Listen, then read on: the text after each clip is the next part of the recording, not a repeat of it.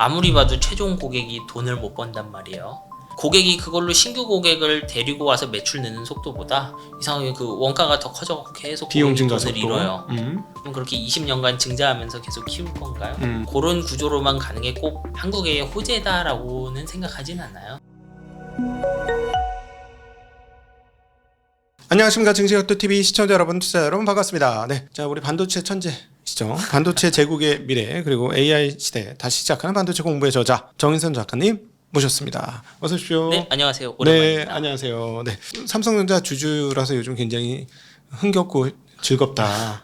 이런 얘기를 좀 들었는데 주주임에도 불구하고 뭐 또 냉정한 건 냉정하게 말씀해 주실 분이니까 뭐 네. 기술 이야기들이니까요, 보통. 네. 여러 가지 궁금증인데 첫 번째 그 예전에 우리가 이제 대담했을 때 AI가 과연 어떻게 할까 했을 때보다 지금 AI 진도가 확실히 많이 뽑히고 훨씬 대중화되고 많은 사람이 쓰고 그리고 심지어는 기업들이 아주 공격적으로 에이전트 AI를 채택하면서 매출 비중도 상당히 꽤 올라가고 그런 그렇죠. 거는 같아요. 네. 그래서 과거 처음에 이제 AI로 사업까지 해보신 분 입장에서 진도라든가 지금의 진척 상황을 어떻게 보시는지 먼저 궁금합니다. 사실 어떻게 보면 처음에 챗GPT가 나왔을 땐 굉장한 기술이었잖아요. 갑자기 우리 그동안 썼던 챗봇은 막 누르면 이상한 소리 하고 그랬는데 갑자기 사람처럼 대답도 하고 감정도 보여주고 뭐 이런 상황이 열리면서 22년 말 23년 초에 지금 인공지능으로 진짜 전 세계가 막 흔들흔들했던 거잖아요. 이제 그러면서 많은 사람들이 스타트업도 하고 이제 뭐 피지컬 AI도 한다고 하고 되게 수많은 반도체들도 나오긴 했어요. 이제 그러면서 어떤 경우들도 나왔냐 하면 이제 회사 안에서 막 직원들의 역량을 평가할 때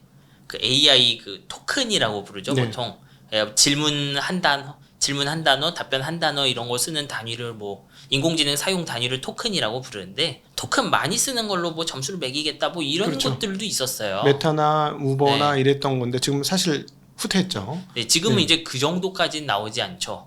어떻게 보면 이제 좀 추상적으로 생각했던 하여튼 좀 인간에 가까워지고 있다고 생각했던 이런 인공지능이 정말 뭔지 좀 깨달아가는 그런 상황인 것 같아요, 사람들이. 네. 저는 딱 그 정도로만 보여. 그러니까 어떻게 보면 일단 막 많이 쓴다고 무조건 회사의 생산성이 오르고 이런 거는 아니구나. 이거를 이제 최종 수요단에서 느끼고 있지 않나 생각해요, 저는. 네네. AI 기업들은 그냥 AGI 경쟁을 하고 있잖아요. 네, 그렇죠. 예. 그 지금 이렇게까지 경쟁 그리고 이렇게 높은 비용을 가지고 경쟁을 하는 거는 이들이 생각할 때 winner takes all 그러니까 내가 선두를 잡으면 모든 걸 다 이길 수 있다라고 판단하고 있는 것 같은데 어떻게 보십니까? 사실 이제 그 구글 CEO였나요? 뭐 이런 말 했죠. 뭐 차라리 하다가 부도나겠다 안 네, 하느니. 파산하는 게 낫다. 여기서 네. 이 싸움에서 지느니. 아마 네. 이게 지금 구글 같은 그 실리콘밸리의 그 소프트웨어 회사들의 어떤 마음이라고 생각해요. 저는 AGI 경쟁이라고 부르지만 이게 진짜 의미로 지금 만들고 있는 것과 기술 발전하는 방향이 AGI냐? 그렇지는 않죠, 솔직하게. 뭐 이거 사실 학문적으로 잘 정의되지도 않지만 우리가 인간답다고 할 만한 요소 중에 뭐 실시간으로 기억해야 되고 그런 것들이 있잖아요. 근데 아직도 그런 능력이 많이 부족해서 그냥 단기 기억을 왕창 늘리는 방식으로 발전하고 있죠, 지금 인공지능이. 네. 이제 그러다 보면 단기 기억을 잔뜩 늘리면 얘가 기억은 없어도 장기 기억은 없더라도 충분히 회사가 하는 업무 상당수를 단기 기억에 넣어서 처리할 수도 있지 않을까. 요런 생각에서 가는 것이 아닐까. 뭐 이건 제 되게 개인 생각이에요. 그렇게 생각해요. 왜냐하면 저도 이제 모든 논문을 볼 수는 없지만 인공지능 학습이나 이런 걸 쭉 찾아봐도 기존에 봤던 어떤 학습 이론을 확 뒤집어 엎을 그런 새로운 것들이 나오진 않아요. 대부분의 연구는 어떻게 하면 메모리를 좀 더 아껴서 그 단기 기억, 컨텍스트 윈도우를 늘려볼 거냐. 그 긴 단기 기억 안에서 특정한 지식을 어떻게 해야 안 까먹고 좀 할 수 있냐. 이런 식으로 기존에 우리가 알고 있는 그 챗GPT 성공했을 때 사용하던 그런 구조를 최대한 스케일을 키워서 일단 가보자라는 모습에 가까운 것 같아요. 네, 그렇죠. 근데 이거를 늘릴수록 당연히 반도체 많이 들고 비용은 높아지겠죠. 네. 이렇게 비용이 높아지는 상황에선 당연히 사용하는 회사들도 토큰 많이 쓸수록 뭐 평가를 잘해주겠다 이런 식으로 접근할 수 없는 거죠. 어떻게 보면 성능 그 유용성은 올라가긴 하지만 비용 자체가 좀 더 빨리 올라가고 있지 않나 생각해요. 네. 저는. 구글 같은 경우는 뭐 자체 저 AI 데이터 센터를 쓰는 거니까 네, 조금 뭐 코스트 우위가 있긴 하죠. 그렇죠. 입장이 좀 다르다고 보고 엔트로피나 지금 오픈 AI는 그 예를 들어 그 데이터 센터 선점 싸움을 하고 있거든요. 그러니까는 엔트로픽이 구글하고 맺은 2천억 달러짜리는 향후 구글이 지을 데이터 센터의 40%를 사전에 점유하겠다라는 계약이거든요. 네, 그렇죠. 예, 우리가 엄청 쓸 거니까 얘네들의 생각은 뭐냐면 가격이 더 올라가니 데이터 센터 가격이 더 올라갈 거는 우리가 먼저 찜해놓자. 선빵으로 뭐 이런 개념이거든요. 그러면 지금 엔트로픽은 그나마 지금 연환산 매출이 300억 달러 넘었다고 나와요.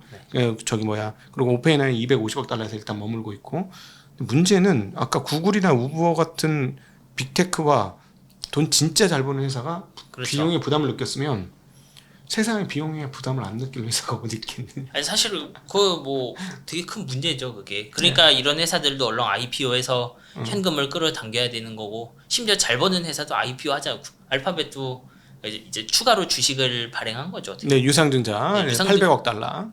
이게 어떻게 보면 지금 일종의 군비 경쟁인데 그리고 앞서서 말씀하신 한 달에 얼마 이상 쓰지 마라 이런 거 실제로 이거 재무적 부담으로 다가온다는 거잖아요. 그렇죠. 이런 것들 자체가 좀 우리가 지금 기술 자체가 가성비 무시하고 앞으로 나갔을 때 봤던 멋있는 것도 있지만 정말 지금처럼 우리 뭐 메모리 가격이 뭐 4-4배씩 올라가고 그랬는데 이런 게 뭐 5년 6년 지속될 수 있겠느냐 한번 고민을 해봐야 된다는 의미인 거죠. 네. 말씀하신 것처럼 돈 잘 벌고 돈 많은 회사들이 조금 이제 부담이 느껴져요.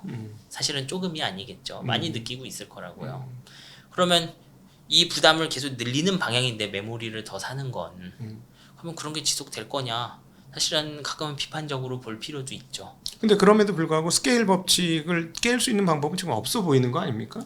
적어도 근데 이 회사들이 미래에 무슨 일이 날지 모르잖아. 예를 들어 정말로 이게 강인공지능이나 AGI는 아니어도 토큰 길이를 얼마 이상 그 단기 기억을 확 늘려놨더니 새로운 비즈니스를 하나 할 수 있게 된 거야. 예. 그러면 거기서 가장 그 단기 기억 길고 분석력 좋은 모델을 써야 되는 거잖아요. 그 고객은. 그렇죠. 그러면 당연히 이 회사들은 세계 최고 퍼포먼스, 쉽게 말하면 그 정확도나 뭐 이런 걸 가진 모델이 있다는 거는 보여줘야 되는 거잖아요. 그런 거 개발을 멈출 수는 없죠. 몇 명이나 쓸지는 이제 차치하더라도 네.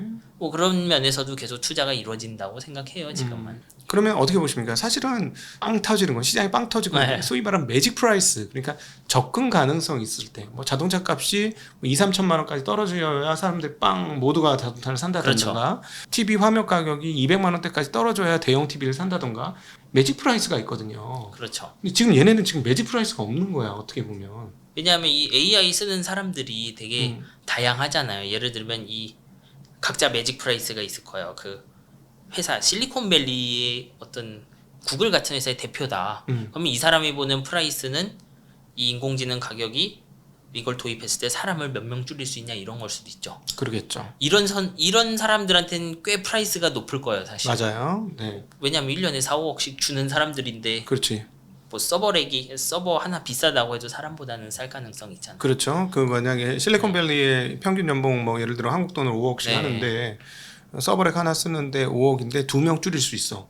그러면 시도해볼 만하지. 그렇죠. 해볼 만하잖아요. 네네.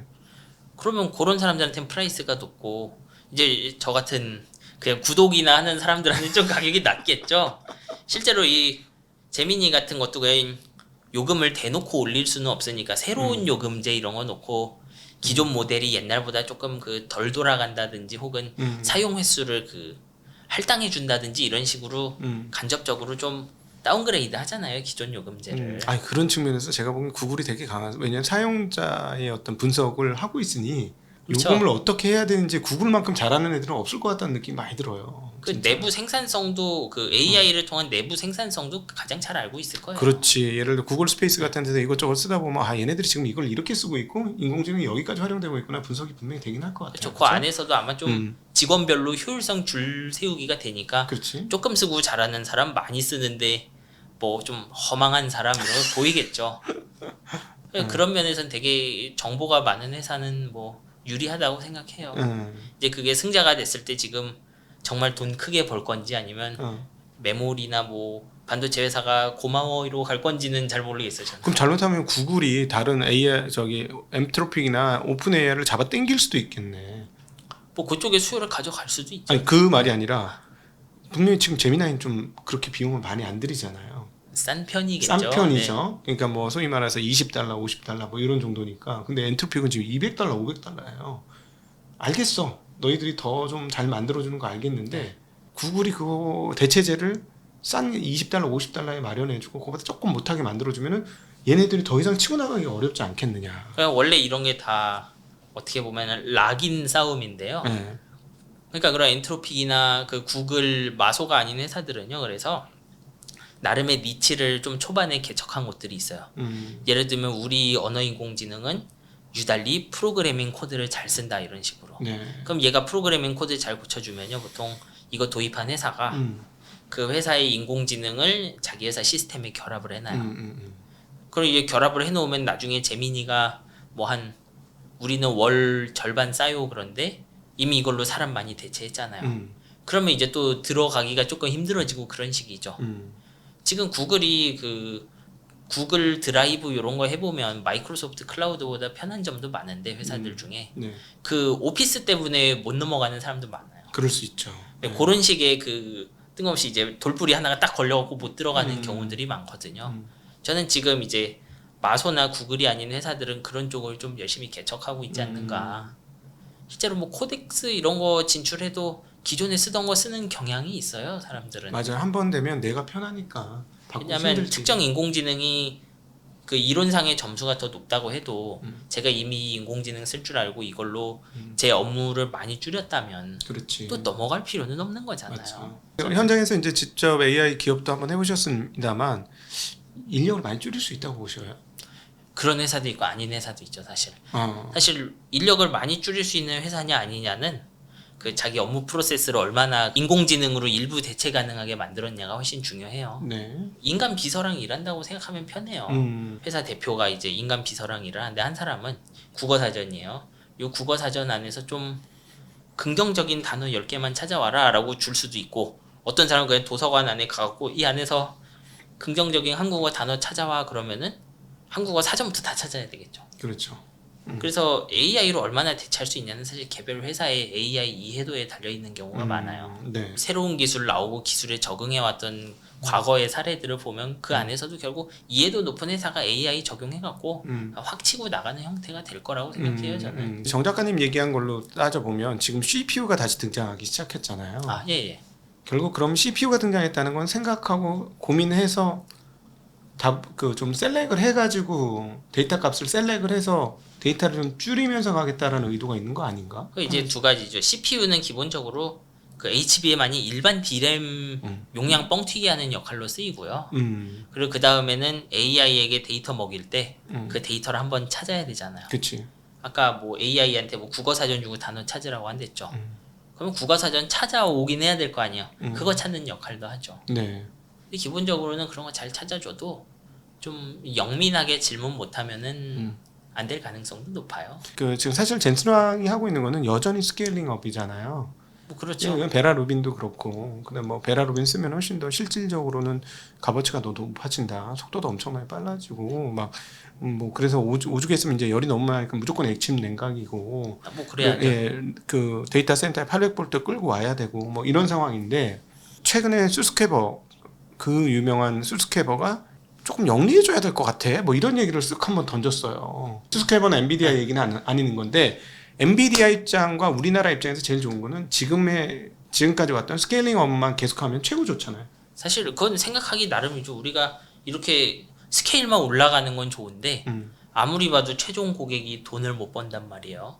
그러면 엄청난 속도로 증산을 계속하는 게 그 현명한 선택이 될 수 있을까요? 그게?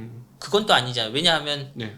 최종 고객이 스케일업을 하는데 계속 그 AI 단기 기억을 키워요. 그 패러미터도 키우고 고객이 그걸로 신규 고객을 데리고 와서 매출 내는 속도보다 이상하게 그 원가가 더 커져서 계속 비용 고객이 증가 돈을 속도. 잃어요. 그냥 한번 증자를 해요. 예를 들면. 네. 그러면 그렇게 20년간 증자하면서 계속 키울 건가요? 그렇게 안 되는 거잖아요. 그래서 저는 그런 구조로만 가는 게 꼭 한국의 호재다라고는 생각하진 않아요. 저는 그 부분에서 솔직히 지금 천천히 가면 지금보다 반절 가격으로 할 수 있잖아요. 그렇지 않습니까? 뭐 메모리 회사들은 사실 이게 지금 이런 일이 일어나는 이유 중 하나는 제조가 어려워서 그런 거예요. 예전에 일반적인 앱을 만들던 시대에는 좀 한 2, 3년 뒤 컴퓨터 성능을 예상해서 앱을 만들었어요. 프로그램이죠. 이제 엑셀, 파워포인트 만들고 뭐 게임도 만들고 2, 3년 뒤 컴퓨터 성능이 높아지니까 네. 좀 막 만들었단 말이에요, 사실은. 음. 아니, 지금 잘 안 돌아가도 상관없는 거잖아요. 그러면 이거를 달리 말하면 제가 동일한 성능을 3년 뒤쯤에 얻으려면 훨씬 싸졌다는 이야기이기도 하죠. 그렇죠. 뭐 2년 뒤에 컴퓨터 사면 2배씩 빨라지는 시대였으니까. 네. 그러면 원가가 반으로 준다고도 볼 수 있는데 컴퓨터당. 지금 그렇게 안 줄어들잖아요. 네. 사실 그래서 좀 영리하게 써야 된다는 얘기도 나오는 거예요. 루빈 이런 것도 뭐 나오고 메모리 용량 늘리고 하는데 토큰당 가격이 생각만큼 많이 싸지지는 않는 거잖아요. 근데 젠슨왕 입장에서는 이걸로 하면 시간 효율이 줄어들어서 훨씬 빠르게 돼 가지고 단위당 가격은 실제로 더 싸다. 이렇게. 단위당 가격은 싸지긴 하죠. 근데 계속 지금 제공하려고 하는 게 패러미터가 큰 모델을 제공하려고 하니까. 그렇죠. 그렇죠. 그 원래 우리 무어의 법칙 얘기할 때 2년에 2배씩 밀도 높인다고 했는데 챗GPT 나오고 나면 그 패러미터 카운터가 1년에 5배씩 늘고 그랬단 말이에요. 그렇죠. 무어가 생각했던 칩의 그 발전 속도보다 지금 데이터 값 사용해야 되는 그 연산 파워 그렇죠. 요구치가 그러니까 훨씬 더 빠르게 늘고 있는 용량도 거죠. 많이 쓰고 계산도 많이 쓰고. 네. 우리 같이 최종 사용자 입장에선 그 토큰 하나 대답하는데 그 컴퓨터 얼마 썼는지 알바 아니잖아요. 그렇지. 우린 답만 빨리 해주면 되지. 네, 네. 그냥 그리고 우리는 알바 아니니까 우리한테는 얘들이 설명할 방법이 없어요. 우리가 이렇게 비싸게만 주고 있습니다. 그러니까 체감이 잘 안 되는 거죠.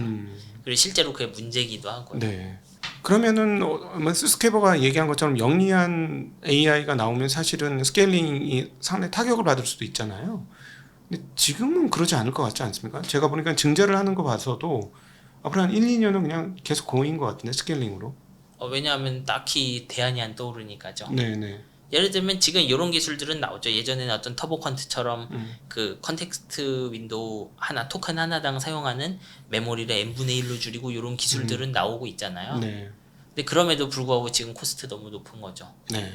뭐 그런 상황이고 그리고 이런 기술이 나오는 것 자체가 있는 단기 기억을 좀 잘 써보자기보다는 그래도 계속 늘려서 하나씩은 내놔야 된다라는 그런 생각이 있는 것 같아요. 그럼 결국 이제 정인선 작가님 말씀을 한번 종합해서 정리를 해보면 비용을 맞닥뜨리는 순간까지는 스케일링업을 계속 할 것 같고 일단 그 실전 배치가 되건 안 되건 그 다들 자기들 소타라고 부르죠. 그 세계에서 가장 특정 분야 잘하는 모델 하나씩은 연구 개발을 할 것 같아요. 계속. 네. 근데 그거 연구 개발하는 애들 빼놓고 이제 시간이 지나면 좀 우리 일반인이나 기업들이 쓰는 AI 모델들은 좀 이제 평준화하지 않을까. 그 패러미터 개수도 얼마 안 늘고. 네. 왜냐하면 지금 예를 들면 패러미터 그 뇌의 크기가 요만큼 되는데 지금은 적자예요. 그래도 한 4, 5년 기다려서 다음 반도체 쓰면 얘가 좀 흑자선으로 내려올 수 있는 거잖아요. 가격은 좀 싸지고 그다음에 네. 사용자도 많아지고 여러 쪽에서 그렇죠. 네. 그 고객 기반도 늘어나고 그 비용 구조는 감소되고 시간 지나면 뭐 예를 들어서 우리가 항상 컴퓨터를 똑같은 가격에 샀지만 네. 성능은 늘어난 것처럼 그렇죠. 네, 네. 그런 식으로 업계에서 이제 인공지능 쓰는 사람이나 개발하는 사람이 다 이 기술의 특징이 뭔지 이해하게 되지 않을까 싶어요. 저는. 네. 뭐 저는 계속 사줬으면 좋겠는데. 주주로서. 네. 근데 이제 계속 저쪽에서 이제 증자를 한다고 하니까 한편에선 이렇게까지 군비 경쟁을 해주면 땡큐한데 네. 땡큐한 마음도 있지만 다른 한편에서는 좀 안 좋은 시그널이죠. 돈을 못 벌었다는 이야기랑 똑같잖아요. 저쪽에서 우리 걸 비싸게 사주는 만큼 저쪽의 수익화는 점점 느려지는 거고. 뭐 무슨 AI, AGI 이런 얘기하면서 엄청난 거 하는 것처럼 얘기하는데 그런 엄청난 기술을 돈 벌었어? 이러면 막 이러고 있는 거잖아요. 곧 다들. 벌 거야 뭐 이거지. AGI 되면 벌어. 뭐 이런. 네. 22년 말 챗GPT 나오고 지금 3년 차죠. 그렇게 짧은 시간은 아니죠. 생각해 보면. 아마 대부분의 신기술은 이쯤 되면은 이제 흑자 전환 해야 된다고 볼 거라고요, 사람들은. 네. 3년이 넘었잖아요, 한지. 네. 말씀 들어보니까 IPO 한 이후에 사람들의 생각이 많이 바뀔 것 같은 느낌이 확 드는데. 근데 항상 우리는 그런 거는 생각을 해봐야 돼. 이게 특정 시점에 아주 긴 그 단기 기억을 가지고 고객 중 하나, 이제 인공지능 사용자 중 하나가 자기들 데이터베이스 이런 거 이렇게 잘 조합해서 썼더니 생산성이 몇 배 늘었다. 그러면 또 거기서 돈 벌기 시작하면 또 이렇게 확 커질 수 있는 시장인 거죠. 왜 이렇게 대답이 오른다 떨어진다를 확실히 말을 못 하겠느냐. 사실 이게 반도체만 봐서도 알 수 없고 인공지능 개발하는 구글 같은 회사만 봐서도 알 수 없기 때문에 그래요. 결국 최종적으로 인공지능 가져다가 대박 내는 사람이 전부 지배하는 거예요. 뭐 그런 거잖아요. 근데 그게 지금 명확하게 보일 듯 말 듯 하니까 구글도 엔비디아도 삼성전자 하이닉스도 다 그때 필요한 제품이 혹시나 요것이 아닐까 해서 다 상점에 늘어놓는 형태라고 봐야 되겠죠. SK의 최태원 네. 회장께서 그 가격이 너무 높고 계속 이 상태로 가면 다른 대안이 나올 수 있기 때문에 이건 꼭 좋진 않다. 이런 식의 표현을 했어요. 저는 되게 좋은 포인트라고 생각해요. 그게 네. 뭐 이 대안이라는 건 짧게 보면 뭐 다른 나라가 다시 디램 재진입을 하는 케이스가 있을 수도 있고 다른 케이스는 아예 소자 레벨에서 지금 디램을 그냥 다른 걸로 대체해보자는 시도가 나올 수도 있죠. 그러니까 저는 이제 그런 게 뭐 딱 일어난다 아니다 보다는 너무 이 시장의 원가 대비 매출이 높다는 건 시장의 진입 장벽이 낮아진다는 얘기는 좀 비슷하죠. 왜냐하면 원래 반도체라는 기술이 진입자를 물리친 방법은 나는 흑자인데 너는 적자네 이런 네, 거잖아요. 치킨 게임. 예를 들면 삼성전자가 잘 나갈 때 혼자 흑자 60% 볼 때 원가 2배인 회사는 흑자를 10% 20%밖에 못 보는 거잖아요. 네. 근데 거기에서 갑자기 시장까지 5배 뛴다고 생각해봐요. 그러면 가장 밑에 주자랑 삼성전자랑 순이익이 비슷해요. 창신 메모리가 돈을 벌었습니다. 처음으로 이번에. 그런 거잖아요. 왜냐하면 원가가 2배 높아도 매출이 5배 뛰어버렸는데 집 하나당. 네. 그러면 당연히 돈 벌겠죠. 네. 뭐 그런 요소가 있을 수 있죠. 그 점이 그래도 너무 신기해. 왜 창신 메모리가 이렇게 점유율을 5%나 끌어올리고 흑자 전환을 해서 중국 상장 업체 중에서 꽤 높은 흑자를 기록하는 이런 상황까지 왜 우리는 증설 또는 공급을 늘리지 않는가? 과거의 상처잖아요. 그 21년부터 뭐 22년까지 진짜 재고도 막 부족하고 하이닉스도 그 챗GPT 나오기 전에는 1년 투자를 반씩 줄이고 그랬었잖아요. 네. 그래서 투자 줄이면 일단 공장의 투자를 줄이기보단 콘크리트 투자를 먼저 줄여야 되는 거죠. 네. 왜냐하면 건물은 할 거 없잖아요. 지어놓으면. 네. 그 웨이퍼 장비는 바꾸면 신제품이 나오지만. 그래서 이제 건물 투자 이런 게 다 밀린 거잖아요. 네. 지금 와서 증산하려고 해도 콘크리트부터 깔아야 되는데 그럼 오래 걸릴 수밖에 없는 거예요. 예전에 하이닉스 있으셨습니다. 잠깐 헛소리 안 부러우세요? 이런 데 나오면요 웃어야 돼. 그러니까 이런 질문 받으면 그 조커처럼 막 웃는데 그러려니 해야죠. 네, 하이닉스의 연구원이셨습니다. 네, 그 그렇죠? 호아킨 피닉스처럼 막 변할 수도 있어요. 지금 아직 동료들이 있을 거 아니에요. 회사에. 동료들은 다 있죠. 나 빼고 다 있네 뭐 이런 느낌이죠. 특별히 HBM은 많이 받았겠던데 이번에. 그렇다기보단 네. 이제 저는 원래 낸드 플래시랑 SSD 쪽이니까 이제 그 입사 동기 중에는 디램 쪽의 동기들도 있긴 하죠. 그러겠죠, 당연히. 이 HBM이 막 잘 되기 전에 HBM에 있다가 모바일로 온 사람도 있고 그래요. 근데 그냥 하던 일 하고 있죠, 다들. 그렇구나.